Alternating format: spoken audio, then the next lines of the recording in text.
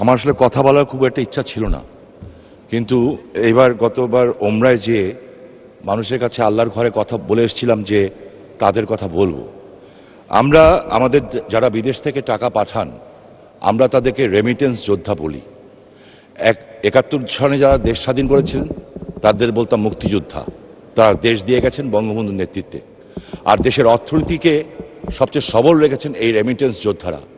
একটু আগে যে আমাদের সিনিয়র সংসদ সদস্য যে রফিক সাহেব যে প্রশ্ন করলেন, এই প্রশ্নের পরে বোঝা যায় যাদের কি করুণ অবস্থা।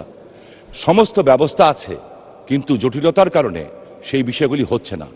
আমার প্রবাসী কল্যাণ মন্ত্রণালয়ের কাছে আমার বিনীত অনুরোধ থাকবে এবং জিজ্ঞাসা থাকবে, এই লোকগুলি যখন হাড় ভাঙা পরিশ্রম করে 40-50 ডিগ্রি সেলসিয়াস বিশেষ করে মিডল ইস্টে কাজ করে, তারপরে সে টাকা পাঠায় এবং আমরা দেশে ভালো অবস্থায় থাকি, তাদের পরিবারও ভালো অবস্থায় থাকে, এবং মাননীয় প্রধানমন্ত্রী এই কথাটা বারবার বলেন।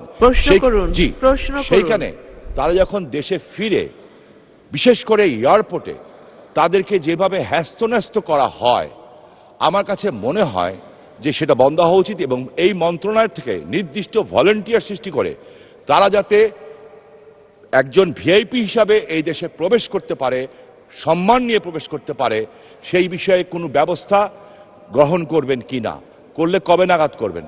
আপনাকে ধন্যবাদ মাননীয় স্পিকার।